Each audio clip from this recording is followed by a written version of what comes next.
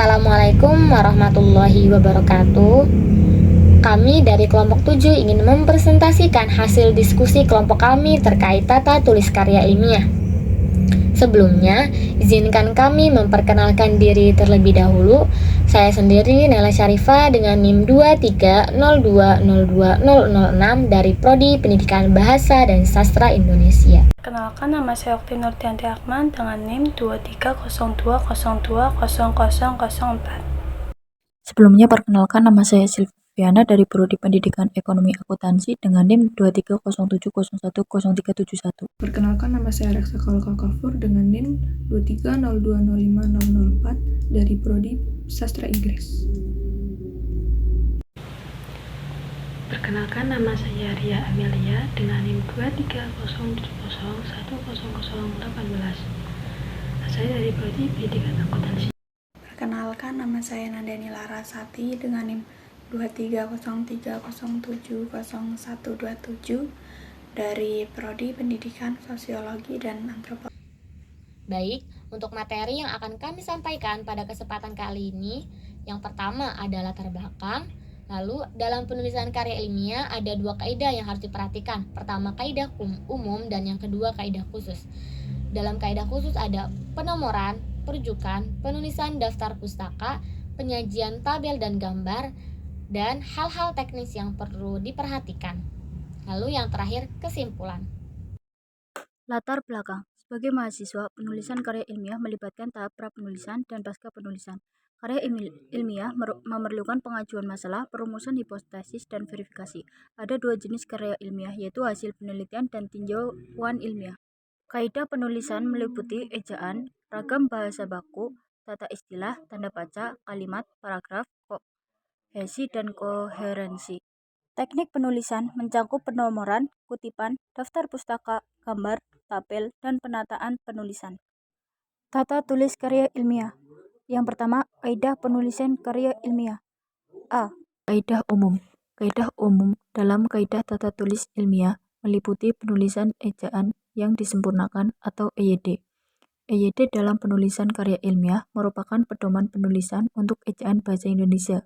Beberapa hal yang harus diperhatikan dalam EYD yaitu sebagai berikut. Yang pertama, ada pemakaian huruf kapital. Huruf kapital digunakan di awal kalimat, nama diri, judul, gelar, dan tempat tertentu. Contohnya yaitu Jakarta adalah ibu kota Indonesia. J di awal kalimat menggunakan huruf kapital, dan Indonesia huruf I pertama menggunakan huruf besar karena merupakan nama tempat atau nama negara. Yang kedua, pemakaian huruf miring. Huruf miring digunakan untuk menyorot kata atau frasa penting. Contohnya, kata cinta memiliki makna yang dalam. Yang ketiga, ada kata depan. Kata depan adalah kata yang digunakan sebelum nomina atau kata benda untuk menunjukkan hubungan antara nomina dengan unsur lain dalam kalimat. Contoh, dia pergi ke toko. Yang keempat, ada pemakaian tanda baca. Pemakaian tanda baca terbagi menjadi beberapa, yaitu tanda titik yang digunakan di akhir kalimat. Yang kedua, ada tanda titik koma yang digunakan untuk memisahkan kalimat yang memiliki hubungan erat. Yang ketiga, tanda koma yang digunakan untuk memisahkan unsur dalam kalimat. Yang ketiga, ada tanda titik dua yang digunakan sebelum kutipan langsung, penjelasan, atau daftar. Yang kelima, ada kata serapan. Penulisan kata serapan adalah proses penulisan kata-kata yang berasal dari bahasa asing ke dalam bahasa Indonesia. Dalam EYD terdapat aturan khusus untuk penulisan kata serapan agar sesuai dengan tata bahasa Indonesia. Beberapa pedoman umum dalam penulisan kata serapan meliputi penyesuaian ejaan. Kata serapan harus disesuaikan dengan aturan ejaan bahasa Indonesia. Yang kedua, penyesuaian bunyi. Bunyi kata serapan harus disesuaikan dengan pelafalan bahasa Indonesia. Yang ketiga, ada penyesuaian makna. Makna kata serapan harus tetap sesuai dengan konteks penggunaan dalam bahasa Indonesia. Yang selanjutnya, penggunaan tanda baca. Tanda baca sering seperti tanda kutip digunakan untuk menandai kata serapan yang masih asing. Contohnya, televisi menjadi television. Television menggunakan tanda kutip karena merupakan bahasa asing. Baik, selanjutnya adalah penomoran dalam karya ilmiah. Penomoran dalam karya ilmiah sangat penting untuk memberikan referensi yang jelas kepada sumber yang dikutip. Biasanya, penomoran dilakukan dengan menggunakan angka Arab di dalam kurung siku, misalnya 1, 2, 3, dan seterusnya. Selanjutnya, cara membuat penomoran yang benar dalam karya ilmiah. Berikut adalah cara untuk membuat penomoran yang benar dalam karya ilmiah. Penomoran urutan. Nomor referensi secara berurutan sesuai dengan urutan kemunculan dalam teks. Penggunaan tanda kurung siku. Nomor referensi ditempatkan di dalam tanda kurung siku, misalnya 1, 2, 3, dan seterusnya. Konsistensi format. Pastikan format penomoran tetap konsisten sepanjang seluruh karya ilmiah. Selanjutnya, pengulangan nomor. Jika suatu referensi dikutip lebih dari 1 kali, nomornya tetap sama sepanjang teks. Selanjutnya, penomoran kutipan langsung. Jika Anda menggunakan kutipan langsung dari sumber, tambahkan nomor halaman setelah nomor referensi. Misalnya, 1 halaman 23, 25.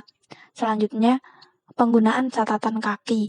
Jika menggunakan catatan kaki, nomor referensi ditempatkan di bagian teks, dan rincian lengkapnya diberikan di bagian bawah halaman atau akhir teks.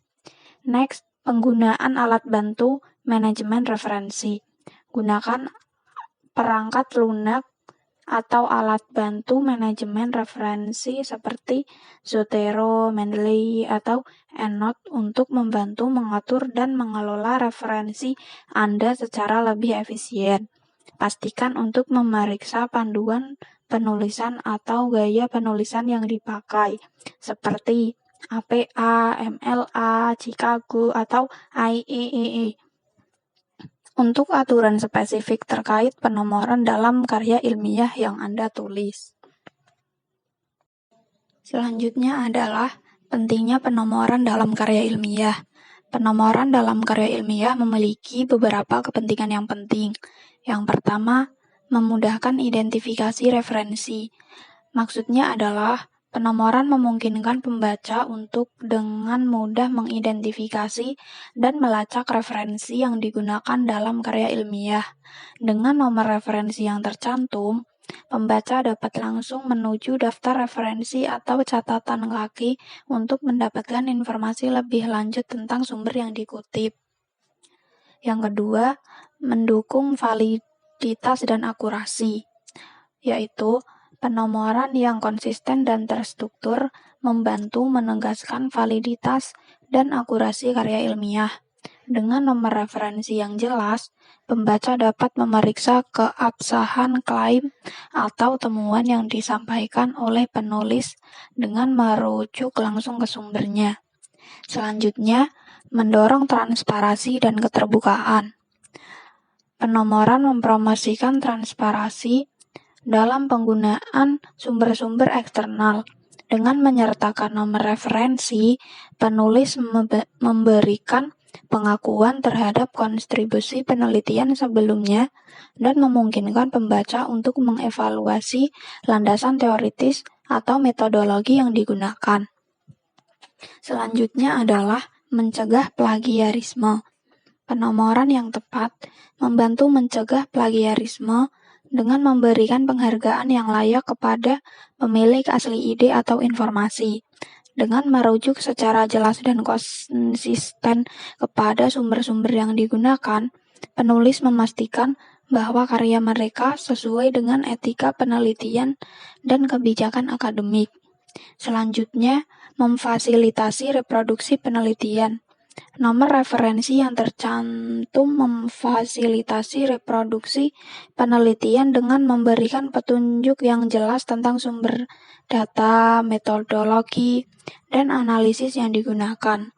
Ini memungkinkan peneliti lain untuk melakukan verifikasi terhadap temuan yang dilaporkan dan memperluas pemahaman terhadap topik yang sama.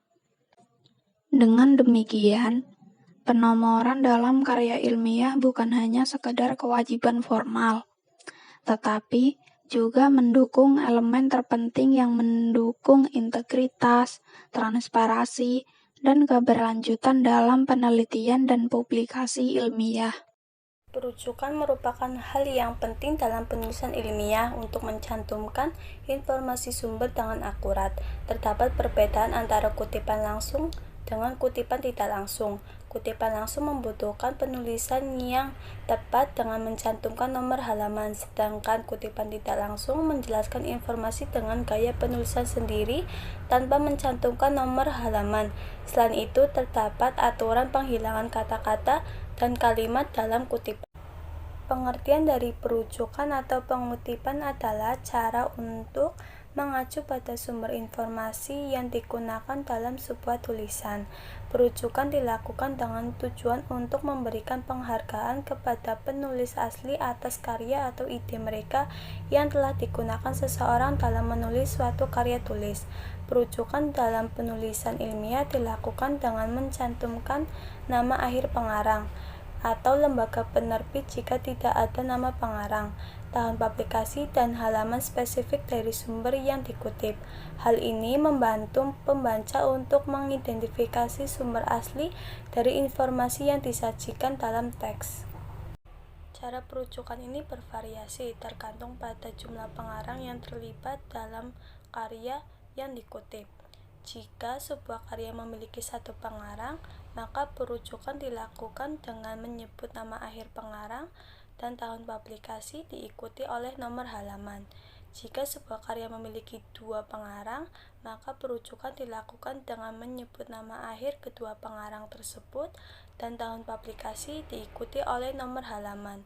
Jika sebuah karya memiliki lebih dari dua pengarang, maka penulisan perujukan dilakukan dengan cara menuliskan nama akhir pengarang pertama disebutkan diikuti dengan kata DKK atau dan kawan-kawan. Untuk penulisan Indonesia, untuk penulisan asing yaitu dengan kata et al, diikuti oleh tahun publikasi dan nomor halaman.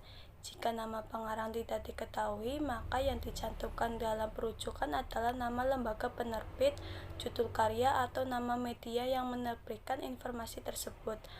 Untuk karya yang merupakan terjemahan, maka perujukan dilakukan dengan cara mencantumkan nama pengarang asli.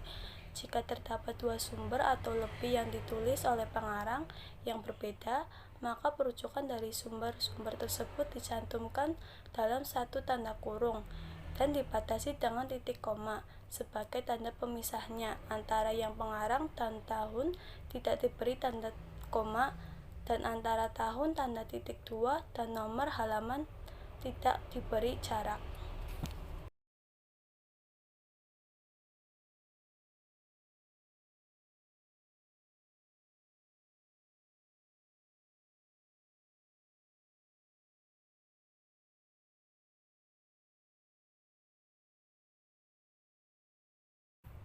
Selanjutnya, ada cara merujuk kutipan langsung. Kutipan langsung merupakan metode pengambilan informasi dari sumber tertentu yang diambil secara langsung sesuai dengan aslinya, tanpa mengubah bahasa ataupun tulisan. Ini adalah contoh dari kutipan pendek yang meliputi yang pertama, nama pengarang disebut secara terpadu, bisa ditulis di awal kutipan. Yang kedua, nama pengarang disebut bersama dengan tahun penerbit dan nomor halaman, bisa juga ditulis di akhir kutipan. Dan yang ketiga, contoh dari jika dalam kutipan terdapat tanda kutip tunggal. Selanjutnya, ada kutipan panjang. Kutipan panjang adalah kutipan yang memiliki lebih dari 40 kata atau 5 baris tanpa tanda petik pada baris baru. Kutipan ini dipisahkan dari teks utama dan dimulai setelah 5 ketukan dari garis tepi sebelah kiri halaman. Kutipan panjang ditulis dengan spasi tunggal dan sumber kutipan harus dicantumkan, sama seperti pada kutipan pendek. Apabila dalam kutipan terdapat paragraf baru, maka garis barunya dimulai dengan mengosongkan 5 karakter lagi dari tepi garis teks kutipan. Nah, ini adalah contoh dari kutipan panjang. Selanjutnya, cara merujuk kutipan tidak langsung. Kutipan tidak langsung adalah metode penulisan di mana penulis menggambarkan atau menjelaskan kembali informasi tersebut dengan menggunakan bahasa dan gaya penulisannya sendiri. Hal ini mencakup kutipan terjemahan, kutipan saduran, kutipan ringkasan, dan kutipan parafrase. Untuk menuliskan kutipan tidak langsung, tanda kutip tidak perlu dituliskan dan penulisan terintegrasi dengan teks. Dalam kutipan tidak langsung, nama pengarang sumber dapat diletakkan di awal atau di akhir kutipan, tergantung pada preferensi penulis. Tidak seperti kutipan langsung, nomor halaman tidak harus disebutkan dalam kutipan tidak langsung. Contoh dari kutipan tidak langsung, yang pertama ada nama pengarang disebut terpadu dalam teks, atau bisa juga diletakkan di awal kutipan. Dan yang kedua, nama pengarang disebut bersama dengan tahun penerbit dan nomor halaman, bisa diletakkan di akhir kutipan. Yang terakhir, ada contoh kutipan yang sebagian dihilangkan. Jadi, jika dalam kutipan langsung ada kata-kata yang dihilangkan, maka kata-kata tersebut digantikan dengan 3 titik. Dan yang kedua, jika ada kalimat yang dihilangkan, maka kalimat tersebut digantikan dengan 4 titik. Penyusunan daftar pustaka.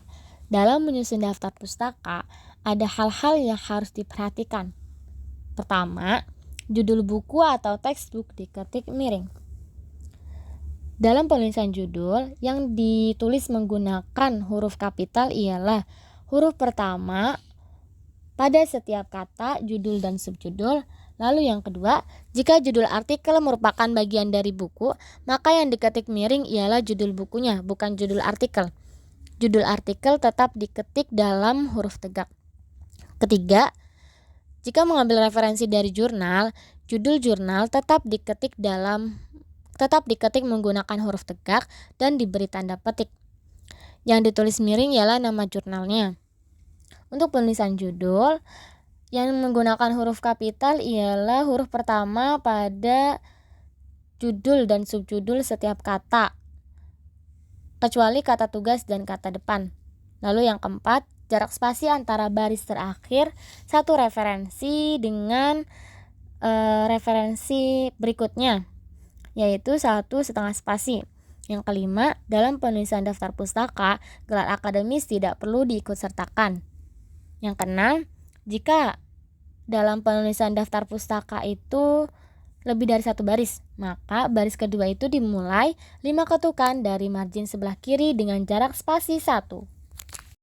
Yang kedua, jika kita mengambil referensi dari jurnal, maka tata penulisan dalam penyusunan daftar pustaka, yaitu yang pertama, nama pengarang diakhiri titik, tahun terbit diakhiri titik, judul artikel yang ditulis menggunakan tanda petik dan diakhiri titik, nama jurnal yang ditulis menggunakan huruf miring dan diakhiri titik, lalu volume terbitan dilanjut dengan nomor terbitan yang ditulis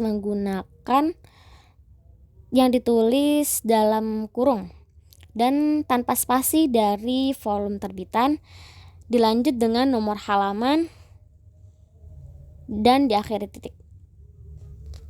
Yang ketiga, jika kita mengambil referensi dari buku yang diterjemahkan, maka penulisannya yang pertama, nama pengarang dari buku yang asli diakhiri titik, tahun terbit diakhiri titik, judul buku diakhiri titik, penerjemah diakhiri titik, tempat terbit diakhiri titik 2 dan penerbit. Nah, untuk penulisan tahun terbit, penerbit dan tempat terbit itu yang digunakan ialah buku yang diterjemahkan, bukan buku yang asli. Yang keempat, jika kita mengambil referensi dari karya tulis ilmiah, skripsi, tesis, dan disertasi, maka penulisannya seperti yang dicontoh, teman-teman bisa melihat sendiri. Yang kelima, jika kita mengambil referensi dari majalah, maka untuk tata penulisannya yang pertama, nama pengarang yang diakhiri titik, tahun terbit yang diakhiri titik, judul yang diakhiri titik, nama majalah yang diakhiri titik, tahun terbit keberapa, Jika ada yang diakhiri titik, nomor majalah atau bulan terbitan yang diakhiri titik, lalu nomor halaman dan tempat terbit. Untuk penulisannya, teman-teman bisa melihat sendiri bagaimana ya, seperti yang tertera. Lalu yang keenam, jika kita mengambil referensi dari surat kabar, maka penulisannya yang pertama nama pengarang, yang kedua tahun terbit, judul, nama surat kabar, tanggal terbit, dan tempat terbit. Nah, pada setiap penyebutan keterangan, kecuali pada penyebutan nama surat kabar itu diakhiri dengan tanda titik. Nah, untuk nama surat kabar dan tanggal terbit dipisahkan oleh tanda koma. Untuk judul dari koran yang kita ambil itu ditulis menggunakan tanda kutip. Lalu yang terakhir, jika kita mengambil referensi dari internet, maka penulisannya yang pertama nama pengarang diakhiri titik, tahun publikasi artikel di internet yang diakhiri titik, lalu judul dari artikel yang ditulis menggunakan tanda petik, lalu link dari artikel yang kita ambil diakhiri titik, dan diakses pada tanggal di mana kita mengakses sumber tersebut. Penyajian tabel dan gambar. Untuk penyajian tabel, memungkinkan pembaca untuk memahami serta menafsirkan data yang dapat membantu dalam mengidentifikasi keterkaitan antara berbagai elemen. Sebelum menyusun tabel, alangkah baiknya memahami dahulu kata yang akan disusun di dalam tabel. Hal ini dilakukan agar waktu pembuatan tabel tidak memakan waktu yang cukup lama.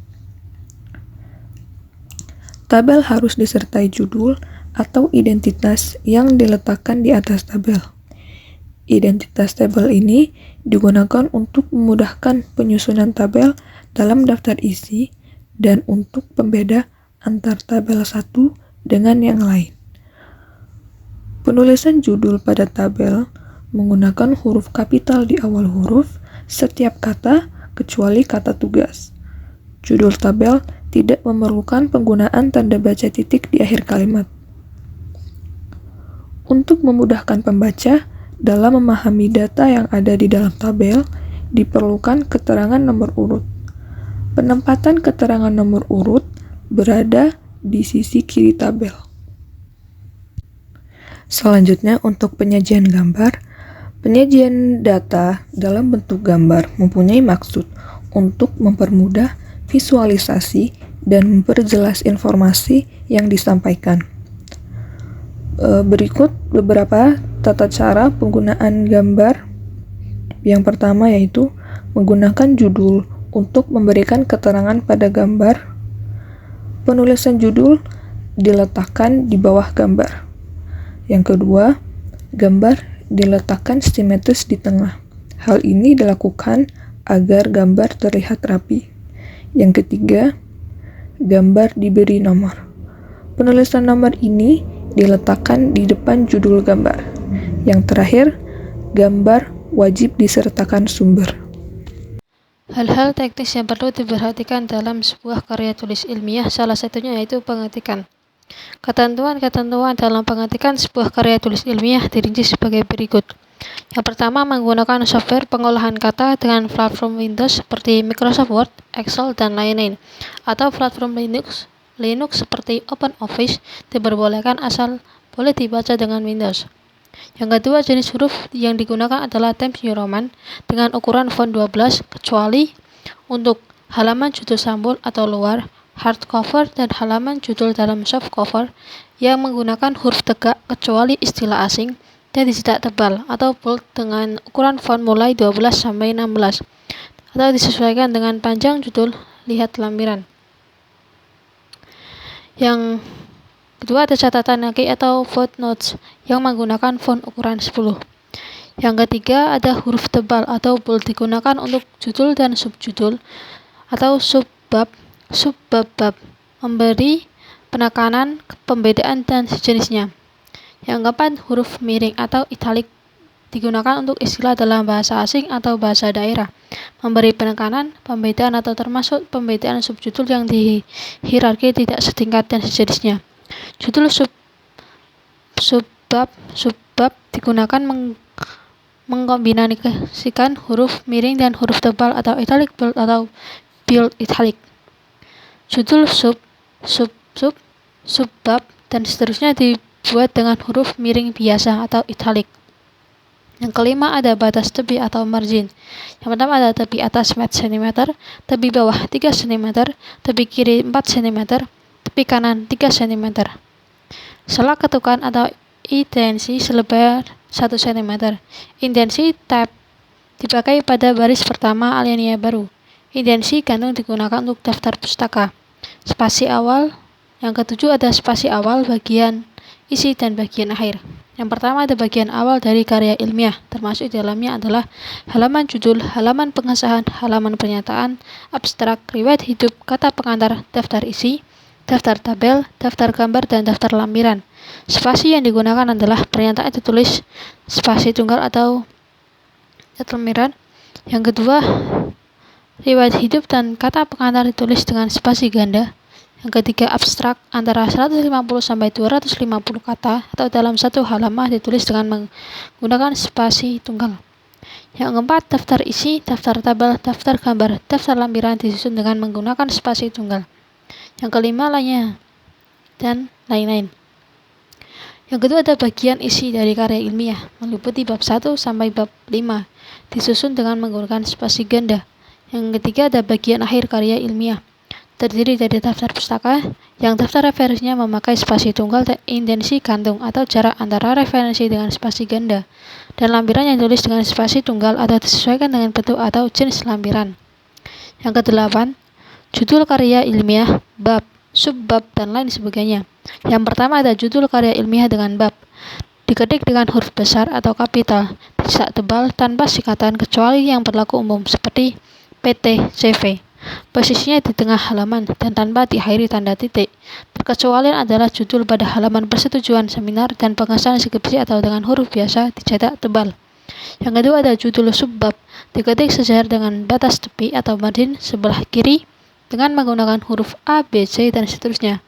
Huruf pertama setiap kata dimulai dengan huruf besar atau title case, kecuali kata penghubung dan kata depan tanpa diakhiri titik. Judul subbab dicetak dengan huruf tebal atau bold. Yang ketiga ada judul subbab, dimulai angka 1, 2, 3, dan seterusnya. Huruf pertama setiap kata dimulai dengan huruf besar atau title case, kecuali kata penghubung dan kata depan tanpa diakhiri titik. Judul subbab dicetak dengan huruf tebal atau bold. Yang keempat ada judul subbab, dimulai dengan huruf kecil A, B, C, dan seterusnya. Huruf pertama setiap kata dimulai dengan huruf besar atau title case, kecuali kata penghubung dan kata depan tanpa diakhiri titik. Judul subbab dicetak dengan huruf tebal miring atau bold italic. Yang kelima ada judul subbab, dimulai dengan angka 1, 2, 3, dan seterusnya tanpa titik, dan judul subbab dimulai dengan huruf kecil A, B, C, dan seterusnya tanpa titik. Huruf pertama setiap kata dimulai dengan huruf besar atau title case, kecuali kata penghubung dan kata depan tanpa diakhiri titik. Dan subbab dan subbab dicetak dengan huruf miring atau italic. Yang keenam ada judul subbab dan subbab dan seterusnya atau heading hierarchy.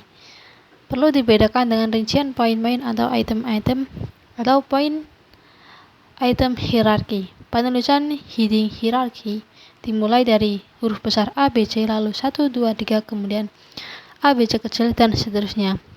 Dibuat sejajar dengan batas tepi kiri pengetikan atau batas margin kiri. Isi atau teksnya atau alinea kalimat juga dibuat sejajar dengan batas tepi kiri pengetikan dan awal kalimat dalam alinea baru dibuat dengan indensi 1 cm. Sementara penulisan poin atau item hierarki tidak sejajar dengan batas tepi kiri. pengetikan batas margin kiri, melainkan mengikuti poin-poin atau item-item dimaksud atau posisinya disesuaikan dengan memperhatikan estetika. Penggunaan angka atau huruf awal untuk poin-poin atau item-item juga disesuaikan. Bisa dimulai dari 1, 2, 3 atau ABC. Dan yang ketujuh yaitu untuk mendapatkan gambaran yang lebih jelas tentang perbedaan keduanya atau heading hierarki dan poin atau item hierarki dalam sebuah teks atau tulisan. Yang terakhir ada sepanjang memungkinkan. Hindari penggunaan hierarki, subjudul atau heading hierarki yang terlalu banyak tingkatannya, sub, bab, dan seterusnya. Hal ini bisa dilakukan dengan memanfaatkan penggunaan rincian poin-poin atau item-item atau poin item hierarki. Yang ke-9 ada bilangan dan satuan. Yang pertama ada bilangan. Diketik dengan angka kecuali bilangan yang terletak pada awal kalimat yang harus dieja. Yang kedua ada bilangan desimal, ditandai dengan koma.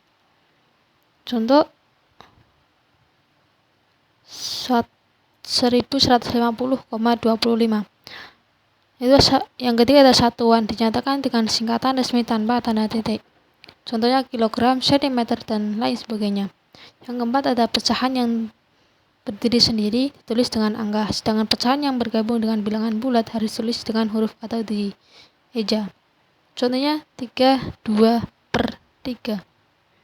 Kesimpulan dari penjelasan kami atas tata tulis karya ilmiah adalah karya ilmiah merupakan hasil pemikiran seseorang yang dituangkan dalam bentuk tulisan ilmiah. Dalam penyusunan penulisan karya ilmiah, terdapat dua kaidah yang harus diperhatikan, yaitu kaidah umum dan kaidah khusus. Kaidah umum mengacu pada penggunaan bahasa Indonesia yang baik dan benar sesuai dengan apa yang tertera dalam IYT. Sedangkan kaidah khusus mengacu pada penulisan tata kalimat dalam karya ilmiah. Dalam mengambil sebuah kutipan ada dua cara, yakni kutipan langsung dan tidak langsung. Penulisan daftar pustaka harus dituliskan dengan benar sesuai dengan kaidah dalam penulisan karya ilmiah. Baik, hanya itu saja yang dapat kami sampaikan pada kesempatan kali ini. Mohon maaf apabila ada salah kata. Jika ada pertanyaan, kalian bisa tulis di forum diskusi. Terima kasih. Wassalamualaikum warahmatullahi wabarakatuh.